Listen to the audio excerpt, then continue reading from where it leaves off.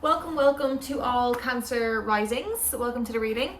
Today we're going to be talking about the North Node moving into Aquarius, right? That is actually happening today as I'm filming. It is the 26th of July. This is a timeless reading, however, so, when you come across this video, there may be a message here for you. For those of you, I'm guessing if you're on this video, you're going to know what the North Node and the South Node are. If not, I'll just give you a brief explanation. The North Node is the point in which we are destined to move towards in this life. The South Node is sometimes referred to as the past life, it's referred to as the comfort zone, it's referred to as the things that we are used to doing, that we have kind of mastered in a way that it's like, we're being pushed to move away from, because the things that have once worked don't work anymore, right? The South Node has been in Virgo and the North Node has been in Pisces. As of today, we have moved into North Node in Aquarius and South Node in Leo, right? This is a really big shift. And it's just a completely different energy, right? This is going to last for about 18 and a half months, this cycle. And we're really, with the South Node being in Leo, it means that we are moving away from a time that was all about, self-praise and, wanting to create something in the world or make money just out of our own desires, or like very selfish ego kind of base, like wanting to have all of the credit for something and wanting to be one person to invent something, like wanting all the praise to oneself. That's very much South Node in Leo. It's like that energy of, that's where we're moving out of, right? With the North Node in Aquarius, Aquarius is all about the collective, right? Aquarius is about equality, innovation, the collective, community, rebelliousness, and this shift is basically telling us all that we all have a part to play. Like every single person has a part to play in this new chapter that we are creating. It's a very karmic shift, right? We all have a part to play in it. So for each different rising sign, Aquarius is going to be in a different house. So this is what we have for the reading today, right? So Cancer rising. So this is Aquarius is in your 8th house, which is 6th house, 8th house, and 12th house are very karmic houses anyway. There's a lot of activity there. It's very like it's very past life feeling, like lessons, when in those houses. So for you, it's a bit of a contradiction, right? Your mission, your purpose, your part to play in this is to create emotional safety while going through a very deep transformation, right? It's asking you to be able to be emotionally detached in a crisis and to show others how to hold the space in doing so. Do you know what I mean? 8th house is all about the shared resources, shared money, everything like that. And it's really asking you to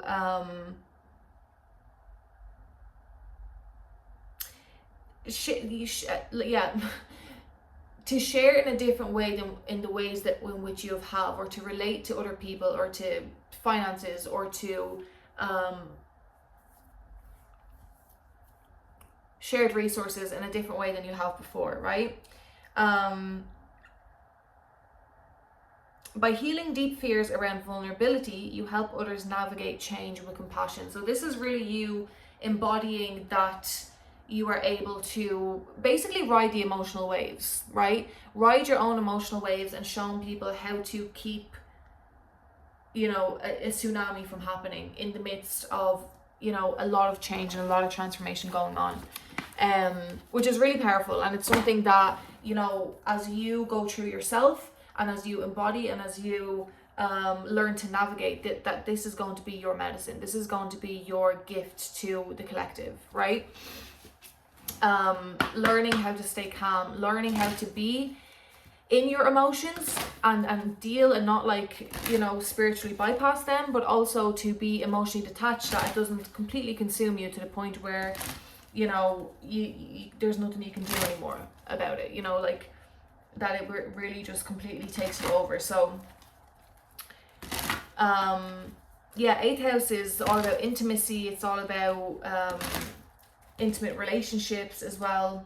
It's a very karmic house. So I'm going to do a little reading as well. We're 5 minutes in, to see what else we have for you. So this is, again, 18.5 month cycle. We're at the very beginning of it now. And it's going to look a little bit different for each person, right? We all have a part to play, and it's really exciting. It's just a really, really beautiful, fresh energy to be in.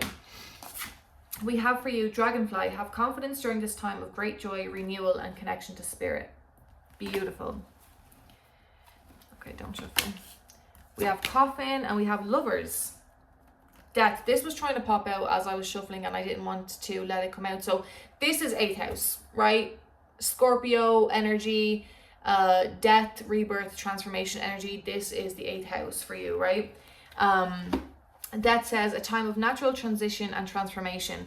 And we do have the Coffin here in the present moment. So this is just kind of double amplifying this, but this is natural endings are bound. This is not a, if somebody in your family or somebody that you know of has been ill for a while, that could indicate a loss. Like, it's something that you're expecting. It's not something that, you know, a death in that way. It could be if you are expecting, if you know somebody has been unwell, but otherwise this is natural endings, right? It's transformation going on of yourself personally.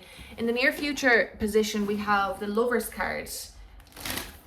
There are 2 paths ahead. Be true to yourself, right? Yeah, we're gonna get more new opportunity. We're gonna get more to clarify those now in a second. But a lot of deep transformations. A lot of you could have been coming out of this. Maybe you're like pretty much through the thick of it with the Death card being on the bottom of the deck there. This could have definitely been something that you have been going through. And now it's kind of a time for you to integrate all that you've learned and decide how you're going to, you know, really approach the world and the collective with your newfound knowledge through this transformation, right? What have I done to these cards? Okay, I'm just going to go for it. Someone wrapped it over. What do we have here, please? One more. Moving forward fearlessly. Vacation on the bottom of the deck. We have breaking free. Oh yeah, that would make sense. Moving forward fearlessly, and we have letting go. A lot to let go of here, and this is a lot of this. I feel is your own. It's an identity. Letting go of an identity that you know, it's been you your whole entire life, you know, your same patterns, your same wounds, your same story. You've been telling yourself the same story and the same hurt and going over the same pains for pretty much your entire life. And you're really breaking free from that right now. Like, you're being called, you're being dragged into the underworld in order to let go of that. Like, it's time to let go of that. It's time to move forward fearlessly as the new you. Letting go and moving forward fearlessly. There's new opportunities here for a new life, for a new you. Okay, let's get one more time, I heard. So we'll do that one more time, and we're going to get some tarot to clarify, right? What do we have here for Cancer risings, please?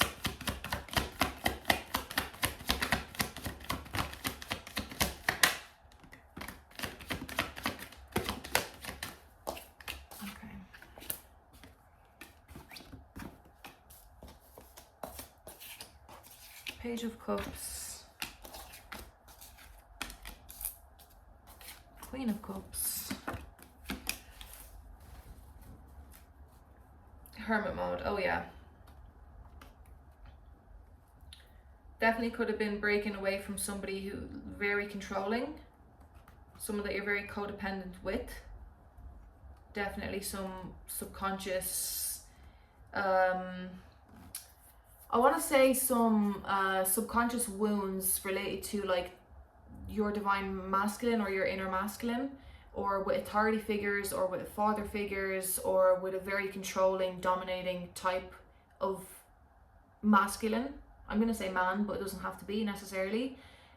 Virgo, Aries, Capricorn here, Sagittarius. But definitely a lot of soul searching, right? Going within to find the new you that is emerging, right? We have the Five of Wands at the heart of the spread. So, you know, Page of Cups, Queen of Pentacles, Queen of Cups in the recent past.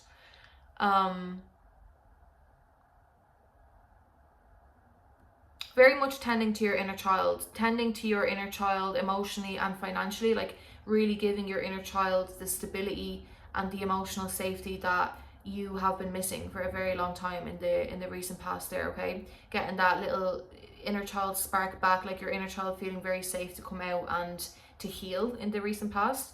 In the present moment, however, we have Hanged Man, Five of Wands, and Three of Swords. So there's a resistance here.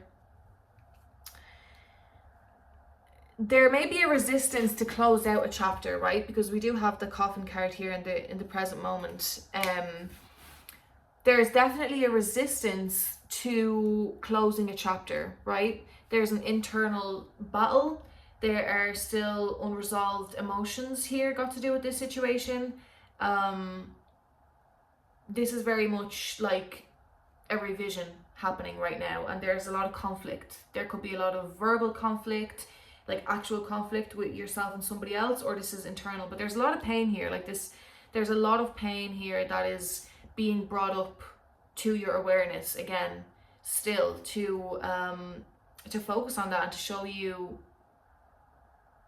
you know, what you need to let go of, what is still causing you inner conflict, or again with somebody else. In the near future there, with the Lovers card, we have two paths ahead, stay true to yourself. We have Three of Wands, Three of Cups, and Two of Swords.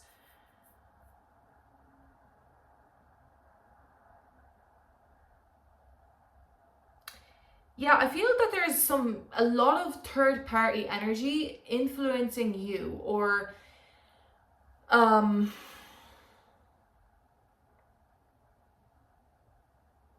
I feel this energy of still like in the present moment, in the near future, like not necessarily taking any action to make this decision. Like we have Lovers, be true to yourself, two paths ahead, and then you're just like, nope, not looking, not paying attention, don't care. Like you're just waiting for something to come in. I don't know, I'm going to clarify this. We have Three of Wands and Three of Cups. So this is third party energy, like external influences, somebody else or something else influencing your ability to make a decision or to move forward.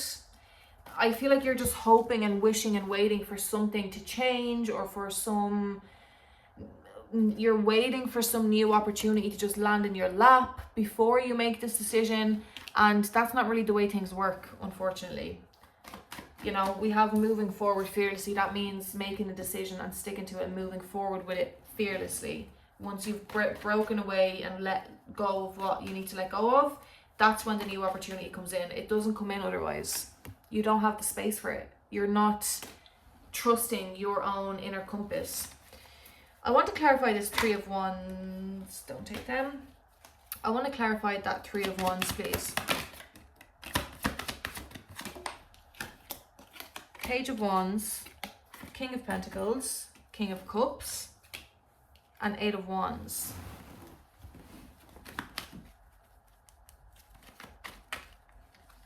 Wow, that's interesting. We have King of Pentacles and King of Cups, and we had Queen of Pentacles and Queen of Cups in the recent past. So this is, again, wow. Wow. Okay, in the recent past, we had Page of Cups, Queen of Cups, and Queen of Pentacles, right? They were stacked like this in the recent past, and we talked about you creating the emotional safety for your inner child. That was on the feminine side. Now we have Page of Wands, King of Pentacles, King of Cups, and the Eight of Wands. So this is the exact same story, except this is your inner masculine this time. Your inner masculine having to make... So this is what it is, right? The feminine part of us is the mothering energy. It's the energy that we have that allows us to receive, to nurture ourselves, to rest, and to get the intuitive downloads, and to create that harmony kind of in the home, and to really just nurture, right? The masculine side of ourselves, however, is the part that is all about action and discipline and courage and going out into the physical world. It's not about waiting around. This is the same energy of this, creating this safety for your own inner child, which is really going to open up a lot of new inspiration and new passion and joy and ideas for a new direction for you, which is what you're waiting for to land in your lap. However, it requires your masculine side, your emotional maturity, your inner stability, or your financial stability to embody that and to apply that, right? To take the action based off of that, not just wait around. This is this is a balancing, this is a utilizing of your masculine energy, and then the new opportunity comes in. And I think for you, as we said, like for Cancer risings, like learning how to stay emotionally detached, right, while navigating like this is very karmic. This is very, very karmic. This is going to determine really, really how your life is going to look, and how far you are able to get, in a sense, right?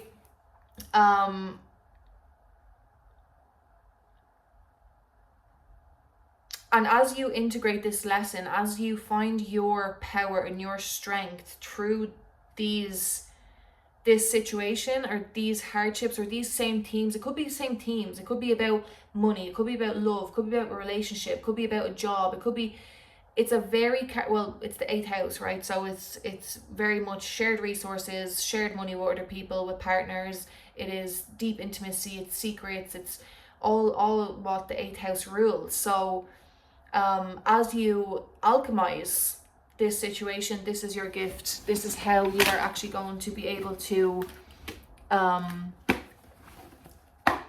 help the collective. These are lessons that you are going to be able to pass on to somebody else once you have lived and integrated them, and learning how to keep the emotions stable as you go through them. I am the angel of abundance. You will receive the money that you need, and God is in charge of how that will happen. Have faith. We have your children on earth and in heaven are happy and well cared for by God and the angels. And we have, what do you desire right now? Visualize it and it will come about. Negativity will block your progress. Okay, Cancer risings, I think that was very beautiful and insightful. I am the angel of peace. I bring you new tranquility and a smoother road ahead. Choose wisely. Choose wisely, Cancer risings. I love you so much. I am trying to get to 1,000 subscribers before the end of the year. So if you enjoyed this video, please like and subscribe, and I'll see you in my next video.